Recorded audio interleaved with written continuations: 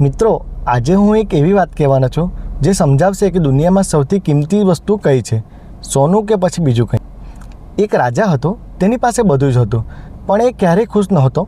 એક દિવસ એણે જોયું કે એક સાધારણ નોકર ગીતો ગાતો અને આનંદમાં કામ કરી રહ્યો હતો. રાજાએ મંત્રીને પૂછ્યું, આની પાસે કંઈ જ નથી, તો પણ કેમ આટલો ખુશ છે? મંત્રીએ રાજાજીને કહ્યું, મહારાજ, હજી એણે 99ને ચક્રમાં ફસાયો નથી. મંત્રીએ તે દિવસે નોકરના ઘરમાં જઈને છાનામાના 99 સોનાના સિક્કા ભરેલી થેલી મૂકી દીધી.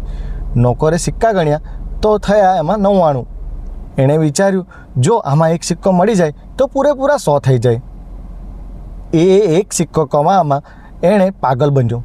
એણે હસવાનું છોડી દીધું, ગાવાનું છોડી દીધું, સુખ અને શાંતિ બધું જ ખોઈ નાખ્યું. મિત્રો, આપણે આપણી પાસે જે છે ને એને સાથે ખુશ રહેવાના બદલે આપણી પાસે જે નથી ને એના પાછળ દોડીએ છીએ અને આપણી જે અત્યારની ખુશી છે એ બધી ગુમાવી દઈએ છીએ.